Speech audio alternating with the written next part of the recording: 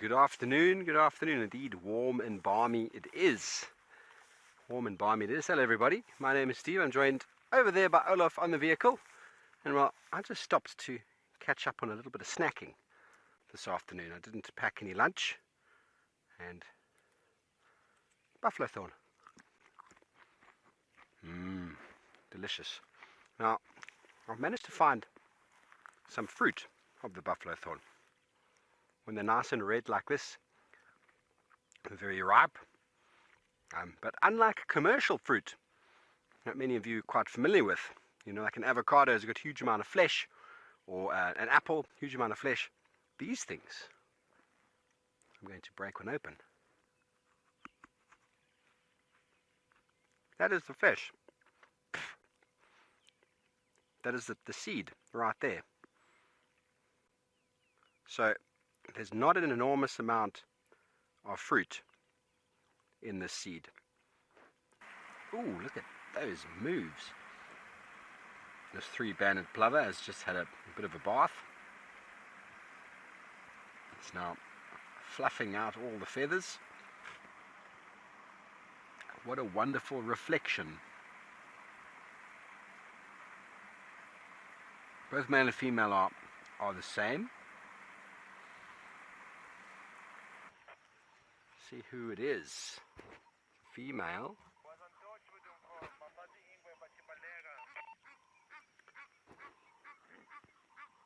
Right here on Chitwa Dam Wall. Who are you? Show me your face, beautiful.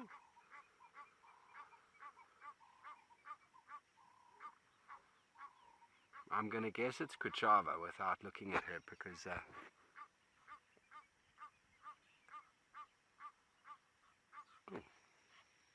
going to hunt an Egyptian goose. Who is this? This is not Langa. I don't know Kuchava very well. The thick knees are in trouble. The thick knees are nesting. And there she goes. Oh, she went for a jacana. Can you believe it? Sorry about the light.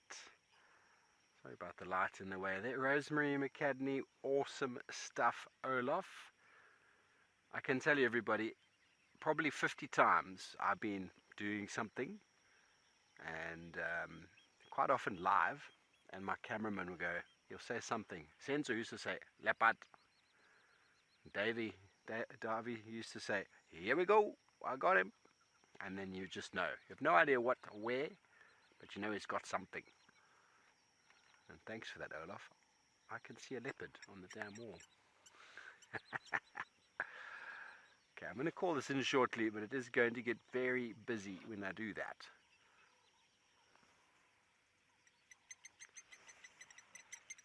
Here we go. Stations located Langa here on Chitwa Dam Wall. One station lock.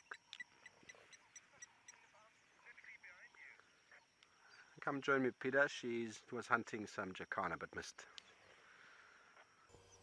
I am very grateful to these lionesses for being here because, well, gosh, it is tough to try and find things in grass and bush this thick, especially if you have to drive off-road. Oh, look at this.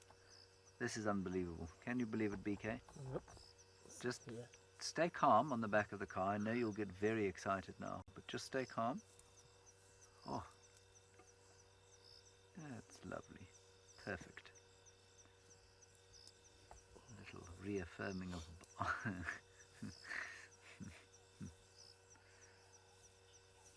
Look at this. Now, as exciting as this is, these lions are starting to move, but Ralph's cheetahs and wildebeest are also starting to move, so I think let's pop across to them. I'll try and keep up with these lions.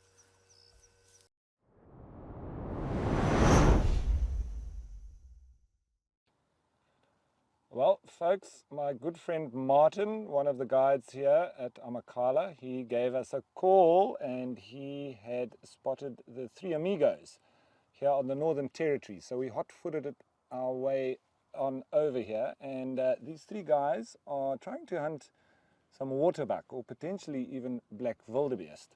They're lying in the shade of that thicket there, but and they're looking in the direction of a nice big herd of waterbuck with some black wildebeest. There's some babies with them as well, and the wind is perfectly in their favor.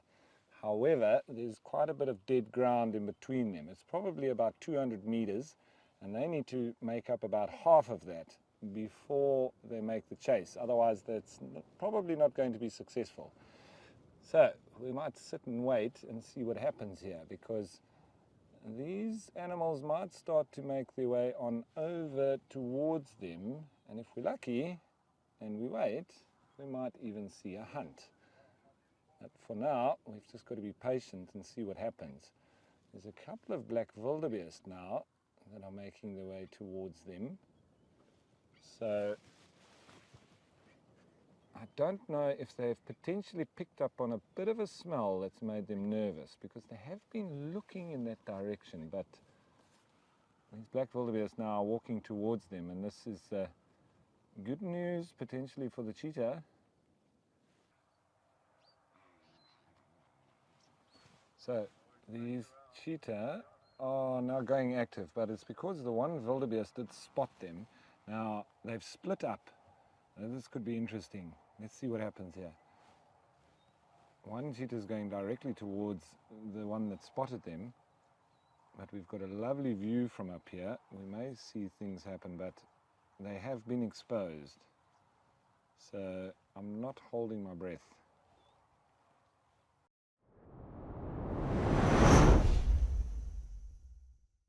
And these two boys, as you can see, drinking water. It's more important, these species, to time and again visit the water hole, more especially in a very humid day, very hot day. For them to cool down the body system, they have to drink water, or they can wallow or swim. That's more important. I love the way it is here with all these young men. The reason they're all behind, it's more important because in a matriarch society, all the females are the one that really form the structure of a matriarch, or in the head itself. The young males, they just come temporarily to join. They got nothing to do with the female movements or activities at all.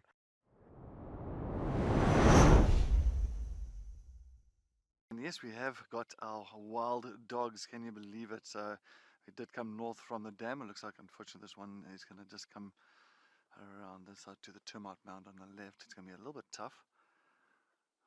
But yeah, oh, there it goes, the other one. So yes, it is the pack of 7. That is, yeah, it's a Madikwe. And looks like they are getting a little bit active. A few of them have got their heads up, and some of them are busy walking around and sniffing the air. As you know, the wild dogs have got an absolutely fantastic sense of hearing and eyesight as well. But I think they've the one just went behind this bush. I'll get that clicking sound right very soon. I think the more I say kolo bang, seems like my clicking is getting better. Have a drink. I think that's a good idea. It makes me thirsty just looking at it. The sun is different here at Madikwe.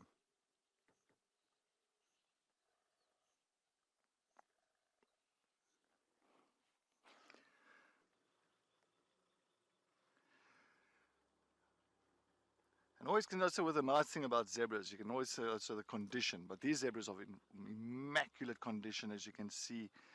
They definitely, the coats, just their physique side of things, as well as the manes, are pretty much very standing up straight. So of course there's a fatty layer under the mane. If they're in weak, bad condition, if they are sick, that fatty layer becomes very, very soft, and of course the mane will flop over. But you can see all of the manes are quite erected, so they are in good condition.